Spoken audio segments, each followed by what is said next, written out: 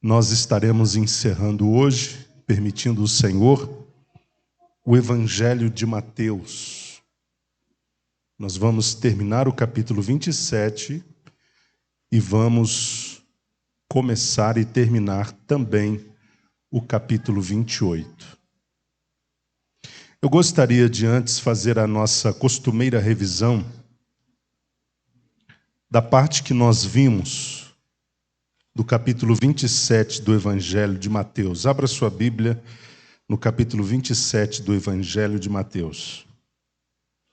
Dos versículos 1 a 31, nós vimos que Jesus foi levado a Pilatos e vimos também o momento em que Judas tira a sua própria vida. Nós falamos que depois daquela fatídica noite de julgamentos junto a Caifás e também ao Sinédrio, pela manhã Mateus diz que Jesus foi conduzido à presença de Pilatos. E quem era Pilatos? Governador ou procurador romano da Judéia. Pilatos estava em Jerusalém e eu disse por quê. Alguém se lembra por quê? Porque ele não residia em Jerusalém. A sua casa, sua residência era em Cesareia. Mas por que ele estava em Jerusalém? Por ocasião da Páscoa judaica.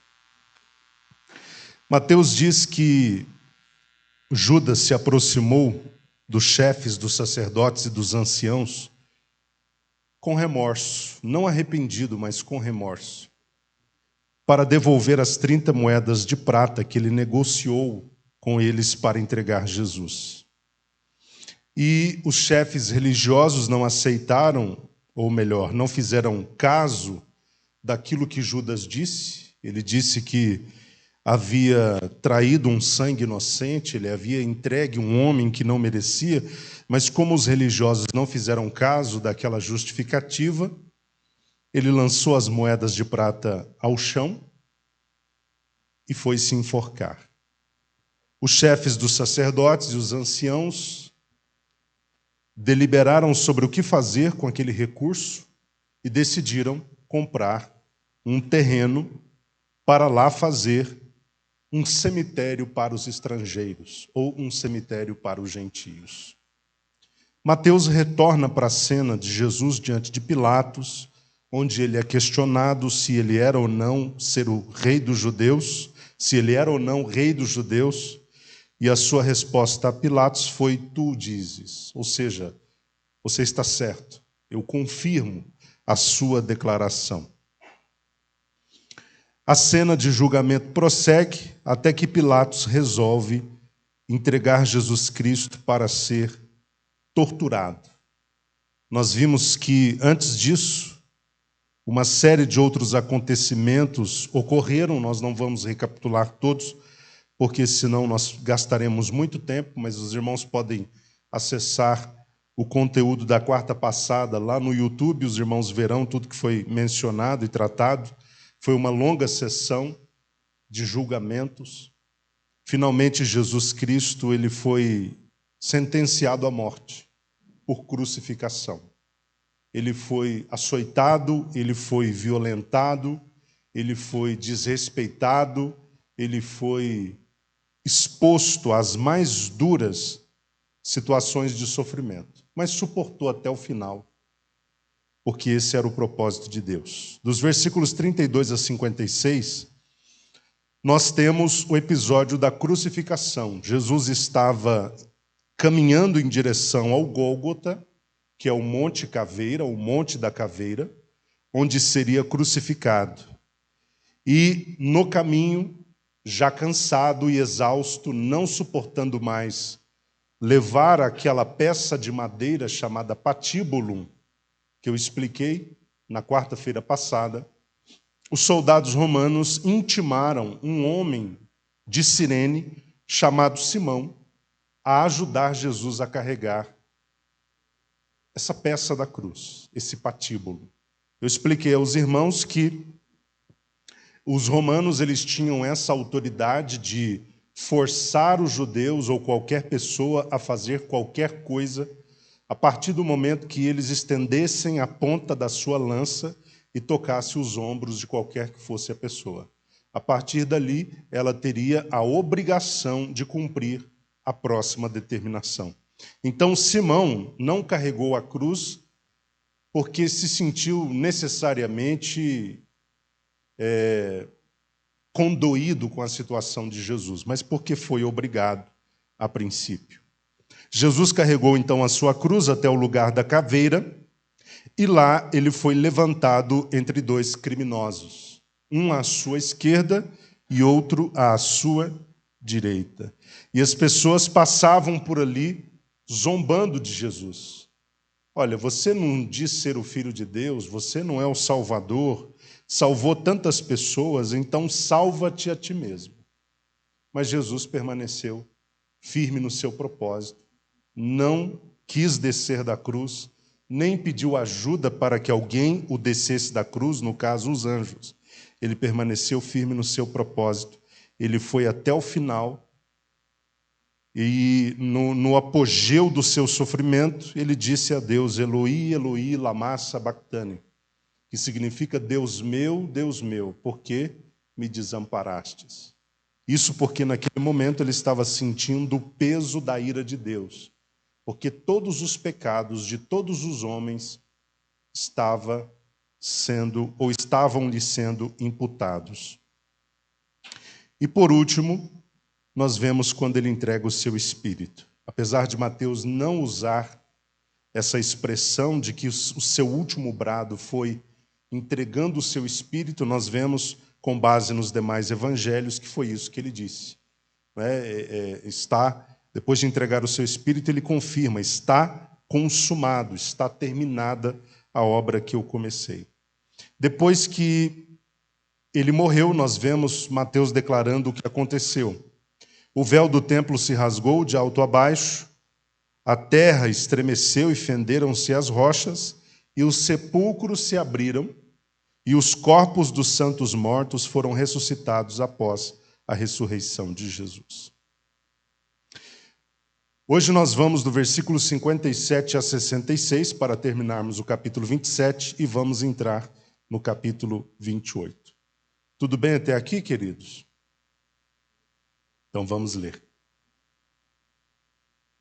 Mateus capítulo 27, versículo 57 a 66.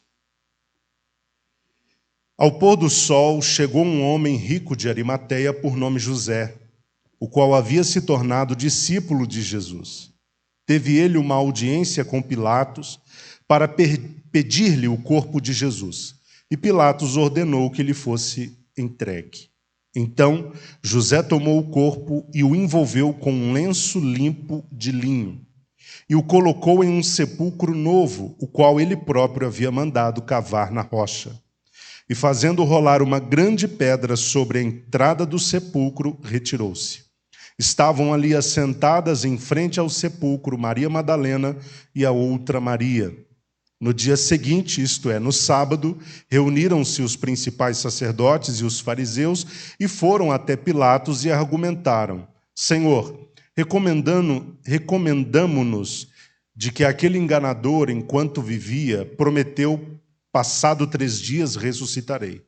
Manda, portanto, que o sepulcro dele seja guardado até o 3º dia, para que não venham seus discípulos e, raptando o corpo, proclamem ao povo que ele ressuscitou dentre os mortos. E esta derradeira fraude cause mais dano do que a primeira. Ao que ordenou Pilatos: levai convosco um destacamento, ide e guardai o sepulcro como melhor vos parecer. Seguindo eles, organizaram um sistema de segurança ao redor do sepulcro e, além de manterem um destacamento em plena vigilância, lacraram a pedra. Nós temos aqui, meus irmãos, nesse trecho de texto, a narrativa sobre o sepultamento de Jesus. Jesus agora, de acordo com o relato do texto anterior, estava morto.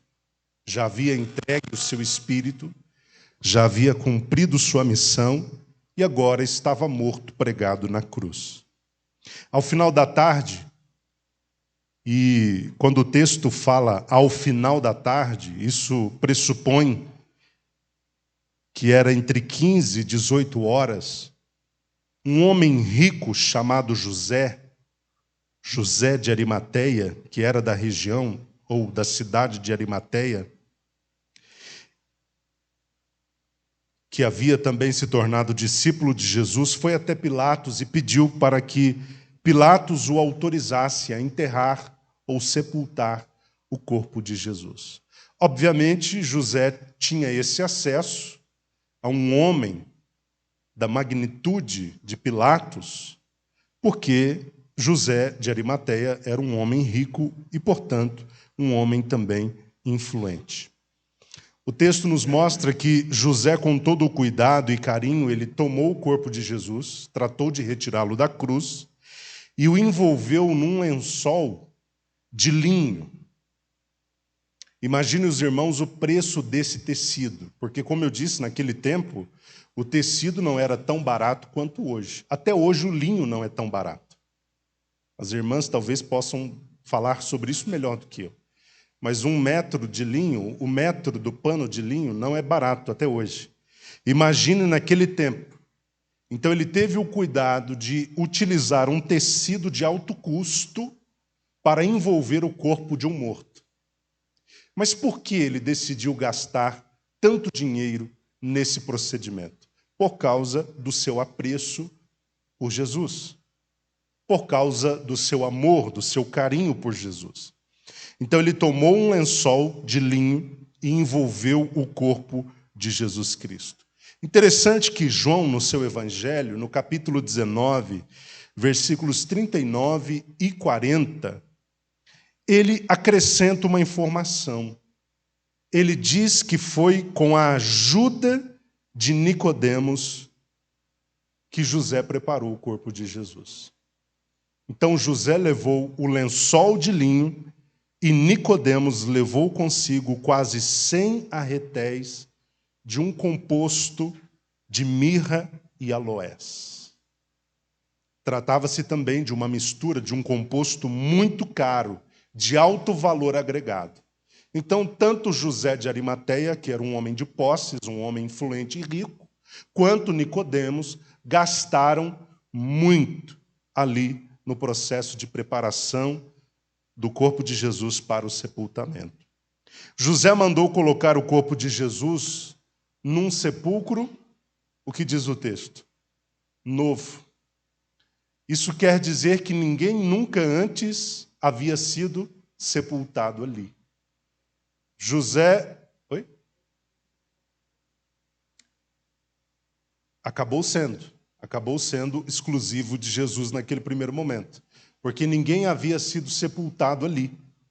O sepulcro havia sido cavado na rocha a pedido de José, mas ninguém havia sido enterrado até então.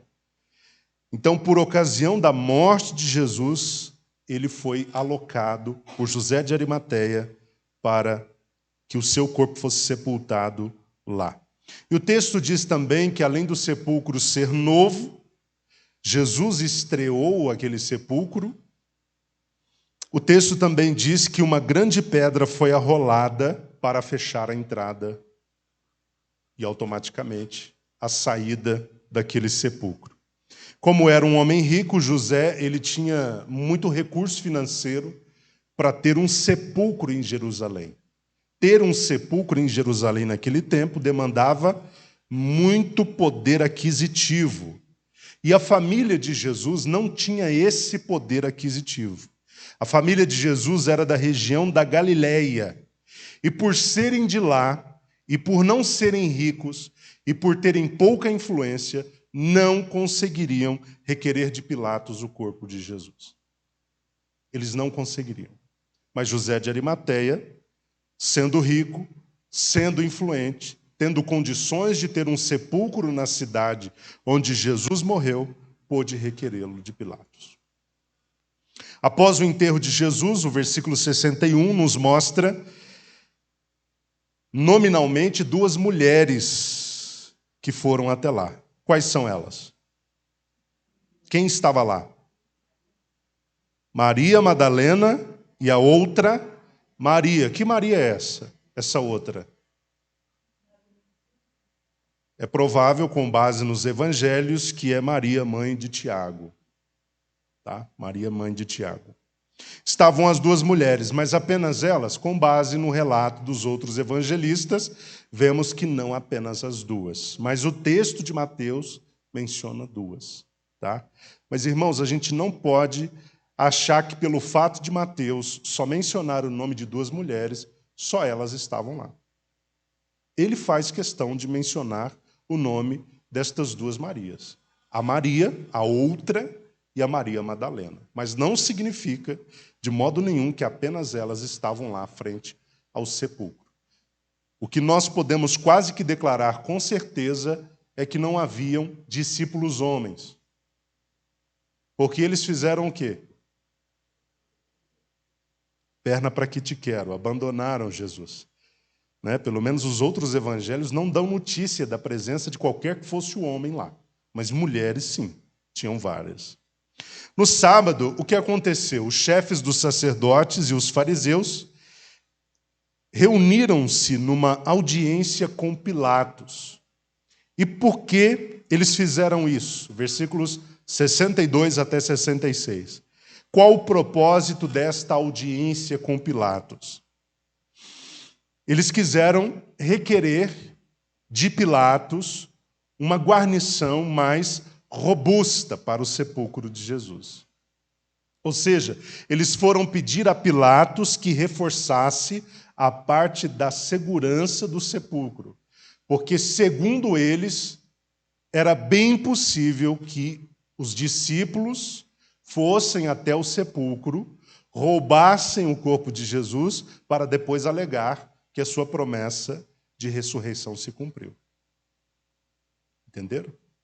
Então, estes homens foram até Pilatos com este argumento. Olha, nós temos de reforçar o sepulcro, a vigilância, para que não aconteça dos discípulos irem lá, raptarem o corpo de Jesus e depois alegarem que a promessa de sua ressurreição se cumpriu. Então, Pilatos fez o quê? Ele aquiesceu, ele consentiu, ele concordou que um destacamento de soldados fosse liberado para acompanhar aqueles chefes religiosos para reforçar a segurança do sepulcro. Eu já disse aos irmãos que, de modo geral, um destacamento romano de soldados era composto por 1/10 de uma legião. Uma legião tinha 6.000 soldados. 1/10, quantos soldados? Vocês estão bons de matemática, mesmo sendo 8h10 da noite, né? 600 soldados. Então, um destacamento, que correspondia a 1/10 de uma legião, era composto por 600 soldados. Então, imagine a cena. Foram 600 soldados romanos, sob a liderança dos chefes dos sacerdotes e dos fariseus. Para quê? Para organizar um sistema de segurança. Para que, de modo nenhum, fosse possível alguém ir até o sepulcro e desrolar a pedra e tirar Jesus e capturá-lo e levá-lo, né, o seu corpo, para algum lugar e depois criasse uma mentira. Existe um livro, meus irmãos, que eu gostaria de indicá-los, eu não deveria ter trago, mas esqueci. É de Josh McDowell. Ele escreveu um livro com o título Evidências da Ressurreição de Cristo. Alguém já leu esse livro? Se os irmãos têm curiosidade de saber a respeito disso, informações históricas, informações culturais, informações diversas a respeito da veracidade da ressurreição de Jesus, então leia o livro desse autor. Porque ele fala com riqueza de detalhes, mostrando por A mais B como, de fato, Jesus ressuscitou, e mesmo que nós não levemos em consideração o relato bíblico. Usando a história, ele conseguiu mostrar que a ressurreição de Jesus é veraz, é verdadeira. Então, depois, quando os irmãos puderem, deve ter em PDF na internet, hoje tudo está em PDF na internet. Talvez os irmãos consigam achar esse livro. Tá? Um livro que vale a pena a leitura. Então, uma das coisas que ele diz é que não foi apenas a pedra colocada na frente da tumba. Dentro desse esquema de segurança idealizado pelos chefes religiosos, junto com o destacamento romano, havia também a colocação de uma espécie de selo sobre a pedra que tampava a entrada. Esse selo era um selo feito com o carimbo do anel do governador. Vocês já viram em filme como era carimbado um selo antigamente? Um rei, como ele carimbava? Tinha insígnia, né, no anel.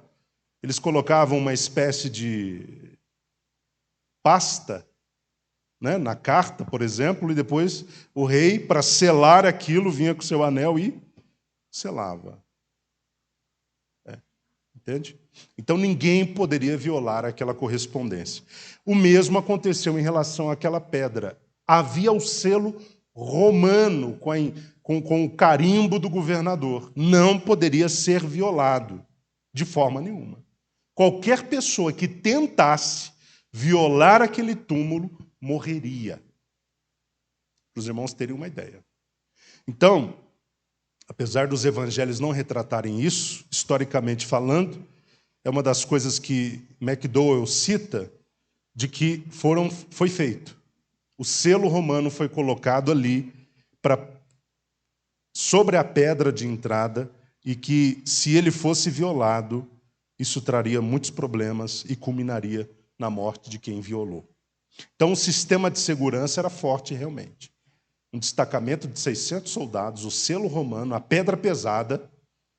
Então, fatores que dificultariam mesmo qualquer tentativa dos discípulos de capturar o corpo de Jesus, de raptar o corpo de Jesus. Agora sim, chegamos no capítulo 28, que é quando Mateus vai descrever a ressurreição de Jesus e o seu posterior encontro com os discípulos na Galileia. Nós vamos ler o capítulo todo e depois a gente vem comentando. Alguma dúvida até aqui, queridos?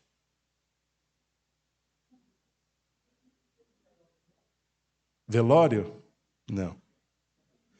Não nos moldes que a gente conhece hoje, né? O seu corpo só foi preparado e foi levado para o túmulo. Okay? Não se tem notícia da família de Jesus tendo acesso para chorar sobre ele, para prantear.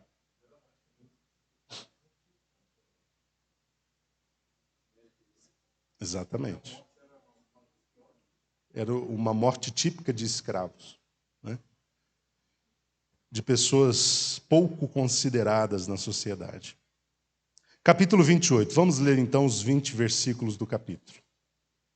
Tendo passado o sábado, ao raiar do primeiro dia da semana, Maria Madalena e a outra Maria foram visitar o túmulo de Jesus. E eis que aconteceu um forte terremoto, pois um anjo do Senhor desceu dos céus e, chegando ao túmulo, rolou a pedra da entrada e assentou-se sobre ela.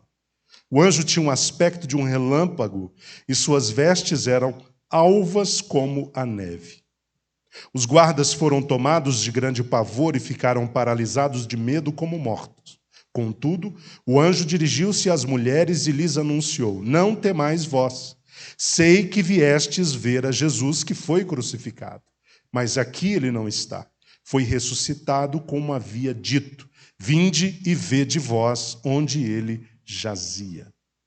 Ide caminhando depressa e anunciai aos seus discípulos: ele ressuscitou dentre os mortos e está seguindo adiante de vós rumo à Galileia. Lá o vereis. Atentai para o que vos disse. As mulheres abandonaram o túmulo correndo, amedrontadas, mas com grande júbilo, e foram imediatamente anunciá-lo aos seus discípulos. De repente, Jesus veio ao encontro delas e as saudou: alegrai-vos! Elas se aproximaram dele, jogaram-se aos seus pés, abraçando-os, e o adoraram. Então Jesus lhes declarou: não temais, ide e dizei aos meus irmãos que sigam para a Galileia, lá eles me verão. E sucedeu por enquanto Melhor, sucedeu que enquanto as mulheres estavam a caminho, alguns dos guardas foram à cidade e contaram aos chefes dos sacerdotes tudo o que havia ocorrido. Então os chefes dos sacerdotes reuniram-se em conselho com os anciãos e tramaram outro plano. Deram aos soldados vultuosa quantia em dinheiro e lhes recomendaram que declarassem a todos: os discípulos dele vieram durante a noite e raptaram o corpo, enquanto cochilávamos. Se isso chegar ao conhecimento do governador, nós o persuadiremos a vosso favor e vos livraremos de qualquer reprimenda. Os discípulos receberam o dinheiro e fizeram como haviam sido orientados. E por isso, essa versão dos acontecimentos se conta entre os judeus até o dia de hoje. Os 11 discípulos rumaram para a Galiléia, em direção ao monte que Jesus lhes determinara. Assim que o viram, prostraram-se e o adoraram, mas alguns ficaram em dúvida. Então Jesus, aproximando-se deles, lhes assegurou: toda a autoridade me foi dada no céu e na terra. Portanto, ide e fazei com que todos os povos da terra se tornem discípulos, batizando-os em nome do Pai e do Filho e do Espírito Santo, ensinando-os a obedecer a tudo quanto vos tenho ordenado. E assim eu estarei permanentemente convosco até o fim dos tempos. Graças a Deus. Nós temos aqui a maior de todas as notícias da igreja, que a igreja poderia receber: a de que ele ressuscitou, a de que ele está vivo. E detalhe, vivo para todo o sempre. Lá em casa eu gosto muito de explicar para os meninos. Eu gosto de perguntar: Jesus está vivo ou morto? Eles dizem: Jesus está vivo. E eu pergunto: até quando? Eles respondem: até o infinito, para sempre. Eles entenderam a mensagem. O nosso Jesus ressuscitou e, diferentemente de todos os que chegaram a ressuscitar, ele nunca mais morreu e nunca mais vai morrer. Mateus, comparado a Lucas e a João, ele deu muito menos detalhes sobre o que aconteceu no momento da ressurreição. Mas ele é o único, por outro lado, a mencionar o episódio envolvendo o suborno dos soldados. Daqui a pouco nós vamos chegar nesse ponto. Mateus começa a sua narrativa sobre a ressurreição dizendo que ela se deu ao raiar do primeiro dia. E que dia era esse? Domingo, né? Vocês sabem que o primeiro dia da semana é domingo, né? Não é segunda-feira. Por isso que é segunda, já é segundo dia já. O primeiro dia é o domingo. E foi ao raiar do dia, o sol estava nascendo, estava despontando. Maria Madalena e a outra Maria foram ao sepulcro novamente. Apesar de Mateus mencionar apenas o nome das duas, outros evangelistas mencionam outras mulheres. Então era um grupo de mulheres que foram até o sepulcro. Mas Mateus destaca apenas duas delas. E elas foram no intuito de visitar o corpo de Jesus Cristo. Mas antes que elas chegassem, Mateus menciona a descida de um anjo que veio do céu. E ele veio de modo tão estrondoso, tão poderoso, tão assertivo, que houve um grande terremoto. E que não apenas isso, a pedra foi removida de sua entrada. E quando elas chegaram, elas viram que o anjo estava assentado sobre a pedra. Interessante que Mateus fala como era o aspecto do anjo. Ele diz que era como um relâmpago. É até difícil da gente imaginar. Como é que alguém pode ter essa aparência? Vocês já viram relâmpago como é que é?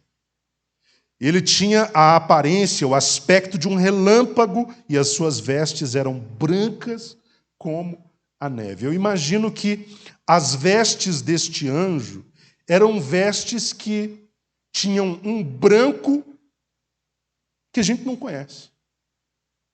Vocês sabiam que, por exemplo, recentemente descobriram um preto mais preto do que o preto que a gente conhecia. Vocês ouviram falar disso? Você viu, Gerson, na internet? É uma coisa impressionante. É um preto que o preto chama de preto. A cor preta chama de preto. É preto demais.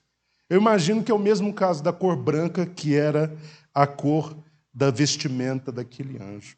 É um branco que não dá para a gente... É desconhecido da gente. É um branco muito mais branco do que o branco que a gente conhece. Era branco como a neve. Os guardas que estavam ali fazendo a segurança do túmulo estavam pasmos. A condição em que eles estavam era de tão grande perplexidade que Mateus diz que eles estavam, versículo 4, eles estavam paralisados de medo como mortos. Ou seja, eles estavam diante da visão do anjo, que tinha aspecto de relâmpago e as suas vestes brancas como a neve, eles estavam assim, ó, como uma estátua, extremamente inativos, inoperantes. Eles não tinham poder de reação, estavam como mortos. Sabendo que as mulheres foram lá para buscar o seu mestre, ou melhor, não buscar, mas olhar ou verificar como estava o corpo do seu mestre, o anjo se dirigiu a elas dizendo: olha, eu sei que vocês vieram aqui para ver Jesus, aquele que foi crucificado. Eu sei exatamente quem é que vocês vieram procurar. E então o anjo disse: aqui ele não está. Eu imagino o anjo apontando, para dentro. Eu não sei em que posição ele estava sentado na pedra, provavelmente a entrada estava ou à sua esquerda ou à sua direita, mas eu imagino o anjo apontando: vocês vieram buscar Jesus o crucificado, e elas com certeza menearam a cabeça dizendo: sim, nós viemos buscá-lo, ou olhá-lo, ou verificá-lo. Então o anjo disse: aqui, ou aqui, ele não está. Mas como assim ele não está? Inicialmente, irmãos, parece que elas foram direcionadas a achar que alguém havia, de fato, raptado o corpo de Jesus. Pelo que nos parece, elas não entenderam de imediato que Jesus havia simplesmente cumprido a sua promessa de ressuscitar.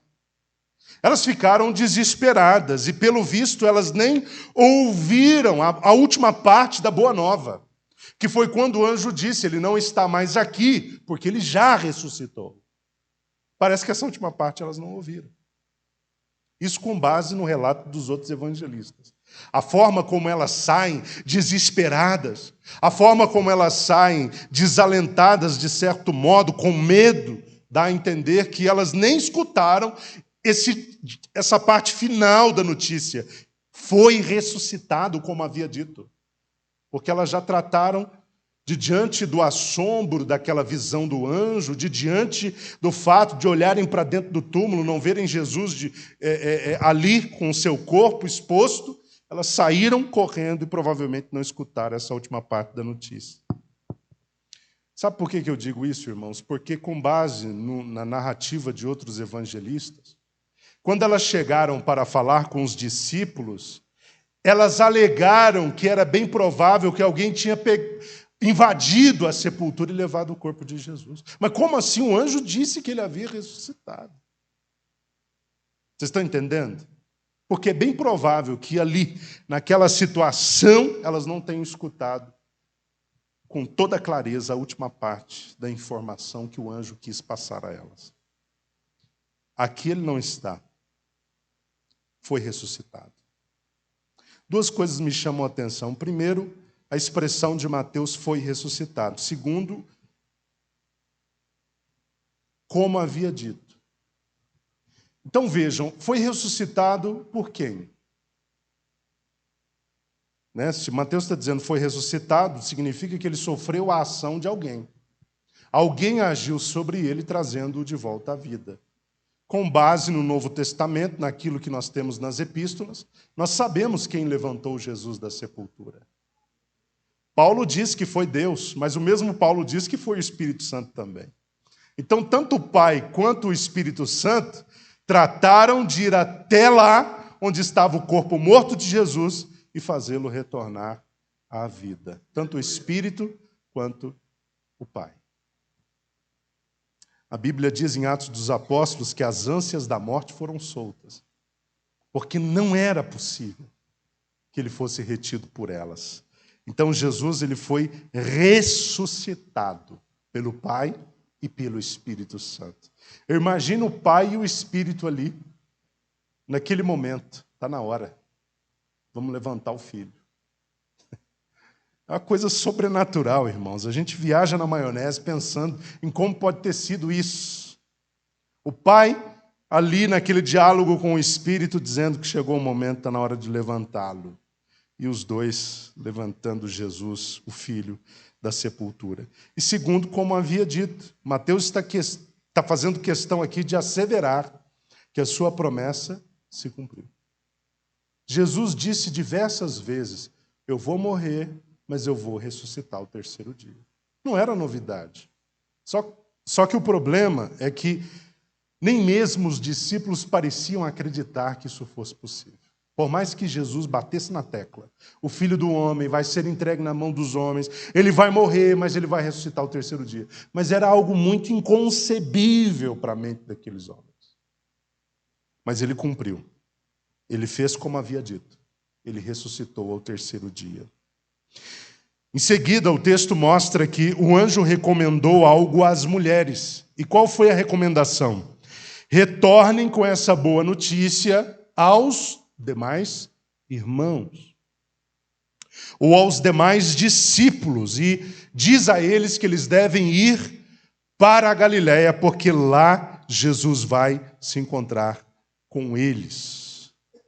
Ao ouvirem as palavras do anjo, elas saíram, tomadas por diferentes sentimentos. O texto diz que elas estavam apavoradas, estavam com medo, mas, por outro lado, estavam jubilando.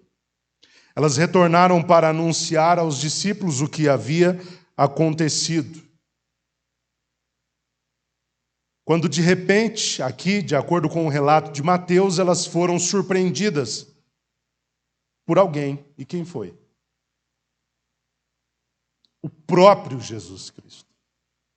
Imagine você na pele dessas mulheres. Eu me imaginei na pele dessas mulheres.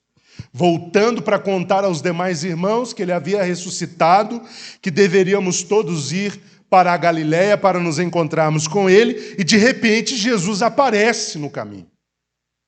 E quando Jesus aparece no caminho, ele diz algo a elas. Ele diz, alegrai-vos. Agora, eu não penso num Jesus dizendo isso sério, de cara fechada. Eu imagino Jesus abrindo um sorriso 10 e 10 e dizendo, alegrai-vos. Alegrai-vos. Né? Vocês estão diante de mim. Eu estava morto, agora ressuscitei. Alegrai-vos. Encham o coração de vocês de alegria.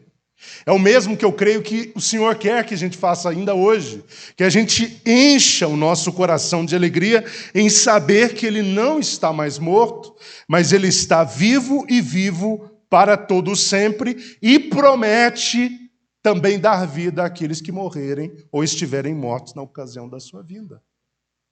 Isso é poderosíssimo, irmãos. O nosso Jesus, Ele está vivo. Alegrai-vos. É motivo de grande gozo, é motivo de grande alegria. Paulo diz em 1 Coríntios capítulo 15 que se ele não tivesse ressuscitado, seria tudo inútil. A pregação seria vã. Estar aqui nessa noite seria vão. Não faria sentido estarmos congregados em torno de um nome que representa um homem que morreu, mas não ressuscitou. Mas o nosso Jesus é diferente. A pregação não é vã, a nossa reunião hoje não é vã, não é vã, o culto não é vão, porque Ele está vivo. Nós estamos cultuando um Deus vivo, verdadeiro, que venceu a sepultura, venceu a morte, e Ele está vivo para sempre. Elas, quando o viram, não se contentaram, se julgaram aos seus pés. Eu imagino elas avançando nos pés de Jesus para abraçá-lo e para adorá-lo. De fato, não tinha outra coisa a ser feita. Eu acho que se estivéssemos na pele dessas mulheres, não faríamos nada diferente disso. Porque o nosso mestre ali diante de nós, ressuscitado, vindo da morte, não teríamos palavras para dizer absolutamente nada, só gestos. É só se lançar mesmo aos pés dele, beijá-lo, abraçá-lo, adorá-lo, bendizê-lo, por tudo que ele é. Jesus disse a elas que não precisavam ter medo. Em seguida, é interessante que Jesus endossa as palavras do anjo, dizendo, olha, vai aos irmãos. Versículo 10, olha só que interessante. Não temais, ide e dizei aos meus irmãos que sigam para a Galileia, lá me verão. Irmãos, eu fiquei pensando nessa declaração de Jesus. Veja como ele se refere aos discípulos. Ele não diz, ide e dizei aos meus discípulos, mas ele diz, ide e dizei aos meus irmãos. O apóstolo Paulo diz que nós somos herdeiros de Deus e somos o que de Cristo? Co-herdeiros. Jesus está dizendo, vocês são meus irmãos, porque temos um Pai em comum. O nosso Pai é Deus. Ide dizei àqueles que eu considero meus irmãos. Vão para Galileia e lá vocês vão me encontrar. Enquanto as mulheres se dirigiam aos demais discípulos, alguns dos guardas foram até os chefes dos sacerdotes para revelar o que havia acontecido. Quando eles saíram daquele estado de pasmo, de estarrecimento, quando eles tiveram forças de novo, um grupo foi lá procurar os chefes dos sacerdotes para contar o que tinha acontecido. Eles trataram, depois que ouviram o que havia acontecido, de marcar uma reunião de última hora. Reuniram o sinédrio para deliberar sobre qual a narrativa que deveria ser criada para tentar desmerecer o que havia acontecido. Então, eles criaram uma narrativa, subornaram os soldados para que eles recontassem essa narrativa. E qual era a narrativa? Qual era a narrativa que fazia parte do plano? Que alguém invadiu o sepulcro durante a noite e capturou o corpo de Jesus. E eles ainda prometeram aos soldados que eles, caso fossem surpreendidos, de alguma forma na mentira, caso eles pudessem ser detectados ali na sua mentira, esses chefes que compunham o sinédrio iriam intervir junto ao governador. Provavelmente o intervir deles envolvia isso daqui, tá, queridos? É feio isso, né? Mestres da religião trabalhando com suborno. Mas eles estavam dispostos a tudo. Então eles disseram que interviriam, caso necessário, a favor deles, tá? E os soldados, então, saíram confiantemente para espalhar aquela grande mentira de que o corpo de Jesus havia sido roubado. E muitos judeus acreditaram, e muitos judeus e pessoas ao longo da história vêm acreditando nessa falácia. Irmãos, Jesus Cristo ressuscitou de verdade. Sabe quantos dias Jesus permaneceu aqui antes de voltar ao céu? 40. Jesus não ressuscitou e foi para a glória, não, porque aí alguém poderia dizer, tá, ressuscitou, mas ninguém viu. Cadê? Não, Jesus ficou 40 dias, depois de ressuscitado, 40 dias. Paulo diz que ele apareceu primeiro a Pedro, apareceu depois aos 11 e apareceu ainda a mais de 500 irmãos ao mesmo tempo.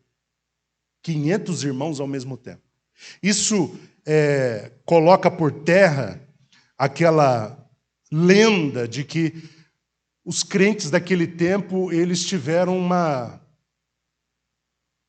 miragem, Sabe? Jesus não ressuscitou, não. Eles viram quase que como uma miragem de Jesus, mas não era Jesus. Agora, uma coisa é uma ou duas pessoas terem supostamente visto a imagem de alguém.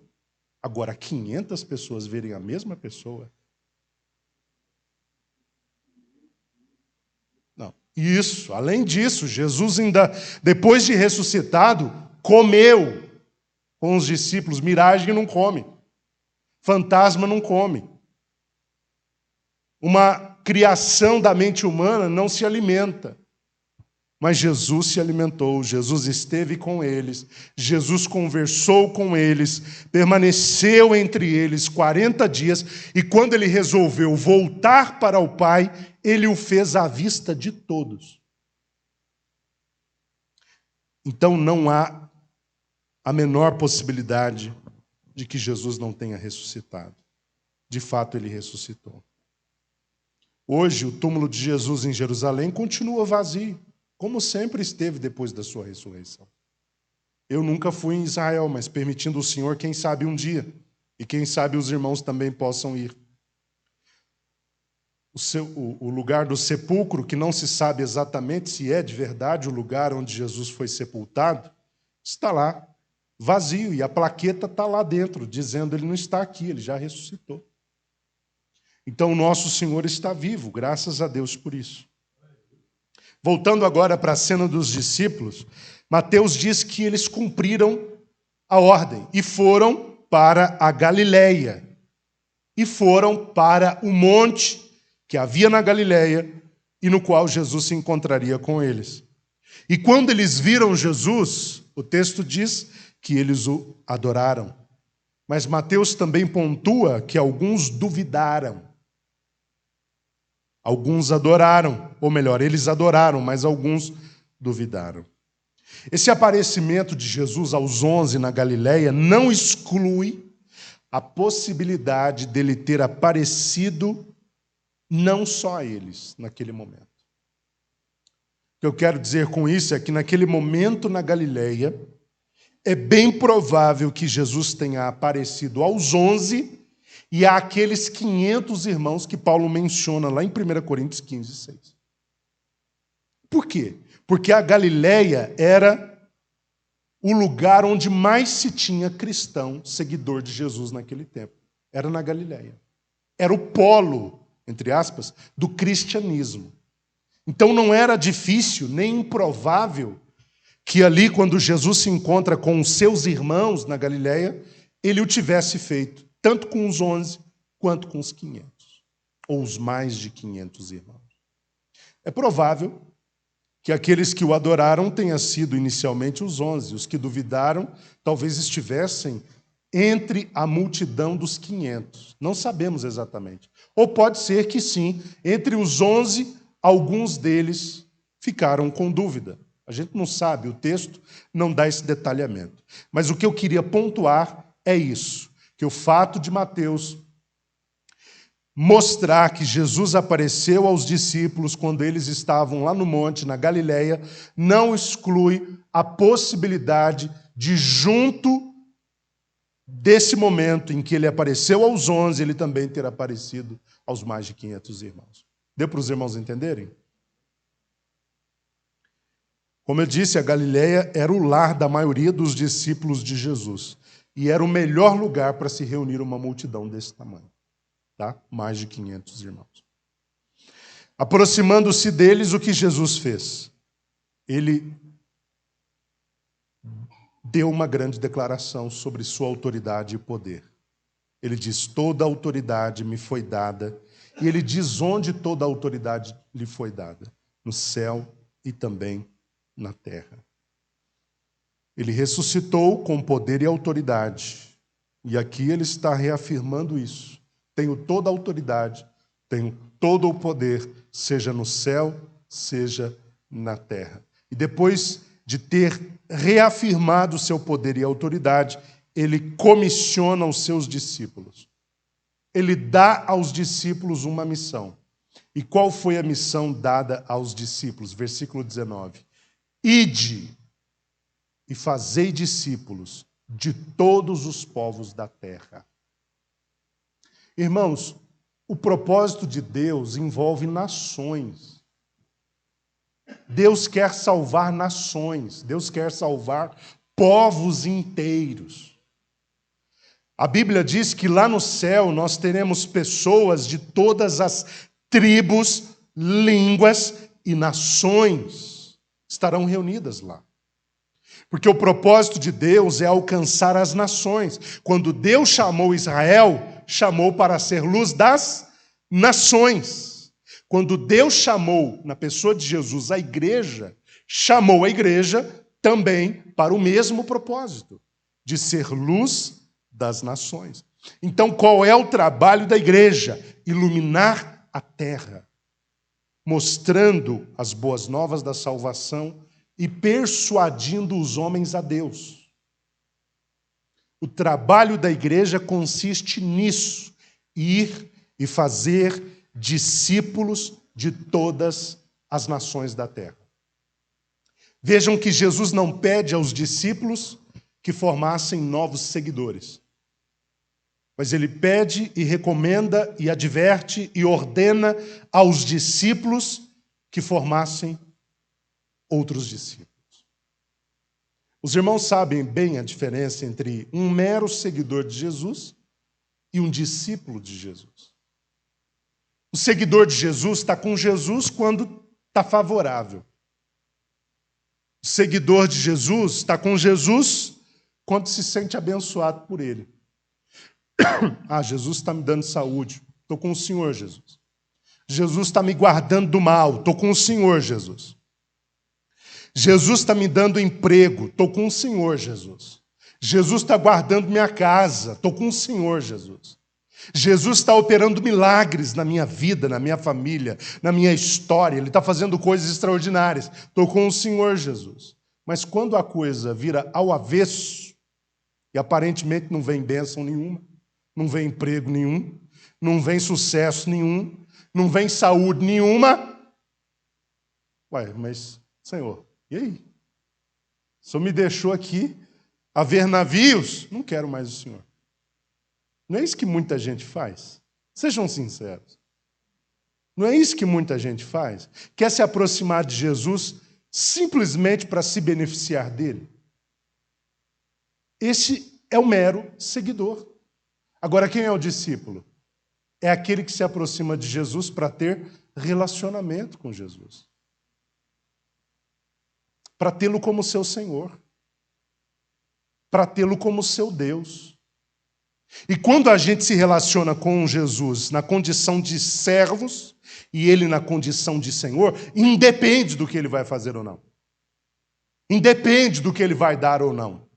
Independe da situação que ele vai mudar ou não. Porque nós não estamos próximos dele para extrair dele o que nós supostamente precisamos. Nós estamos próximos dele simplesmente pela sede de relacionamento com ele. As nações, a igreja precisa ir para as nações para fazer discípulos.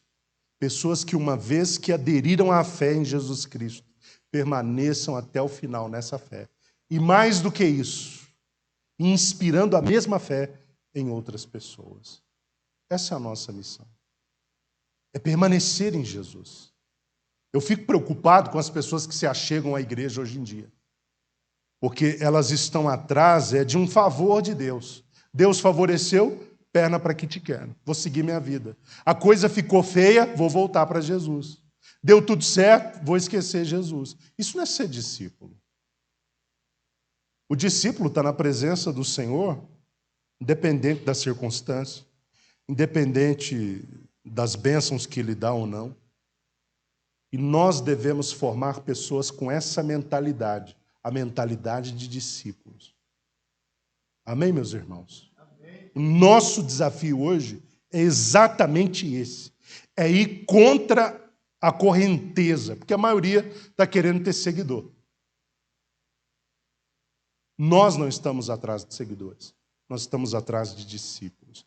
Pessoas que vão ser forjadas na presença de Deus e que vão permanecer com Jesus e que vão ajudar na salvação de outras pessoas. Nós somos, irmãos, aqueles com quem Deus está contando para esse trabalho de fazer discípulos. Em seguida, Jesus disse que os discípulos feitos deveriam passar pelas águas do batismo. As águas do batismo, os irmãos sabem o que representam. Elas são uma sinalização externa, uma confissão externa de algo que já aconteceu do lado de dentro. O que é ser imerso nas águas? O que representa isso? Representa morrer para uma vida de pecado, para o velho homem, e quando a pessoa é levantada de dentro das águas, isso significa o quê? Uma ressurreição para o Senhor, para viver a vontade do Senhor. A Assembleia de Deus batiza por imersão. Outras igrejas, às vezes, podem ter outro costume. Mas nós temos o costume de pegar o batizando, colocá-lo todo dentro da água, depois de confessar, né, a sua fé publicamente, e depois essa pessoa é reerguida. E aquilo é sinal de que ela nasceu para ser nova criatura agora. Viver em novidade de vida com Deus. E a igreja deve continuar fazendo esse trabalho, tá, queridos? Batizar as pessoas. Eu fico preocupado com um crente que não batiza. Eu conheci ao longo da minha vida crente que era crente há 15 anos e não batizou nas águas. O batismo salva? Pelo que nos parece, não, mas é tanto quanto estranho uma pessoa que recusa as águas do batismo. Não te soa estranho? Estranho? No mínimo é estranho. Então, faz parte do processo passar pelas águas. E, finalmente, Jesus diz o quê? Que esses discípulos, formadores de outros discípulos, deveriam ensinar os novos discípulos a obedecerem. É interessante, irmãos, que a obediência é ensinada. Sabia? A obediência é ensinada. E quem tem a responsabilidade de ensinar os novos convertidos a obedecerem? Nós, que já somos discípulos e estamos aqui. Então, Jesus diz, olha, você tem que ensinar essas pessoas, esses novos discípulos, a obedecerem tudo quanto vos tenho ordenado. E é nesse contexto de obediência dos discípulos que Jesus promete: estarei permanentemente convosco até o fim dos tempos. Onde é que Jesus está? Numa igreja de discípulos obedientes. Então ele está com esses discípulos obedientes até o final, até a consumação dos séculos. Meus irmãos, que Deus os abençoe grandemente em nome de Jesus. Os irmãos têm alguma dúvida, algum complemento? Tranquilo, né? Eu estou pensando em não estudarmos o Evangelho de Marcos e Lucas da forma como nós estudamos Mateus. Por quê? Mateus, Marcos e Lucas são sinóticos. O que são evangelhos sinóticos? Evangelhos que vão tratar ali dos mesmos assuntos com narrativas diferentes. O que talvez eu venha a fazer é trazer um texto ou outro que está particularmente num evangelho e não nos demais. Entendido? Que talvez Marcos traz uma narrativa que não aparece nem em Mateus nem em Lucas. Então eu vou trazer o estudo sobre essa narrativa do evangelista, tá bom? Então pode ser que eu faça isso para a gente não passar versículo a versículo e, de certo modo, sendo um tanto quanto repetitivo, porque Mateus já nos apresentou muitas coisas aqui sobre a vida de Jesus. O que os irmãos acham sobre isso? Eu quero a opinião de vocês. Melhor? Se os irmãos quiserem Marcos e Lucas, versículo a versículo, tudo bem. Para mim, não muda.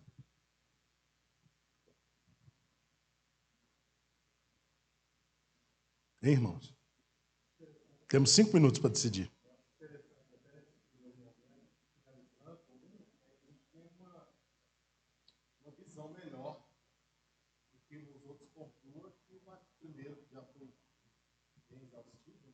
Exato. Então, acho que como está preso na mente, abordar só os pontos diferentes dos outros, acho que seria mais proveitoso. Pode ser assim, queridos? Se eu detectar algo que a gente possa avaliar aqui nos evangelhos e que não foi estudado em Mateus, então nós vamos estudar. Tá? Sim, os irmãos podem tentar achar em casa alguma narrativa, algum relato que aparece especialmente em um dos evangelhos, tá? E nós vamos para João depois. Aí João, sim. Nós vamos capítulo a capítulo, versículo a versículo, porque João é um evangelho muito importante, porque não que os outros não sejam, mas ele também é muito importante, porque João vai trabalhar a figura de Jesus numa outra perspectiva. Ele vai trabalhar a pessoa de Jesus como Deus. Ok? Deus. Mateus trabalha a pessoa de Jesus numa perspectiva como ele sendo o rei dos judeus. Né? Marcos trabalha Jesus na perspectiva dele ser o servo.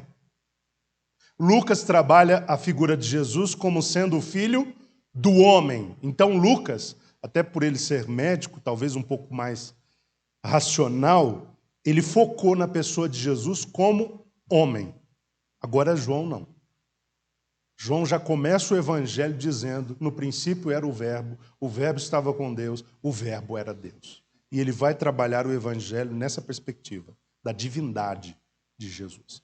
Eu creio que esse é um aspecto importante a ser abordado sobre Jesus. Ele é divino, ele é Deus, ele é 100% Deus.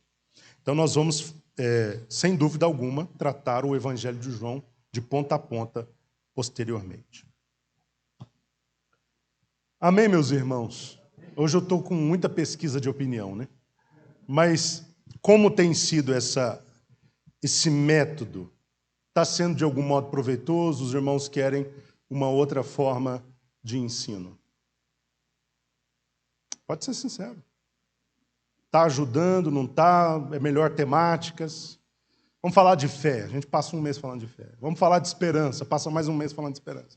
Vamos falar do inferno, passa mais um mês falando do inferno. É que os irmãos acharem melhor.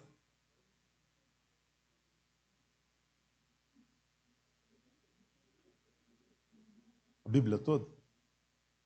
O Gerson quer terminar a Bíblia toda, irmãos. Em 2050, a gente... Mas é uma boa, Gerson. O meu sonho era também cumprir o Antigo Testamento todo. Mas é muito conteúdo. O Antigo Testamento, em especial, né? 37 livros. O Novo Testamento, nós estamos o quê? Eu creio que há quase 5 anos no Novo Testamento. 5 anos. Senhor? Obrigado, irmão Francisco. 39, não é 37 não, gente. É 27 no Novo, 39 no Antigo. Mas, se não me engano, nós estamos há 5 anos só no Novo Testamento. Então, imagine o Velho Testamento. Nós vamos gastar mais uns 7 ou 8 anos. Né? Mas vamos ver. Vamos ver como é que a gente pode fazer. Oi?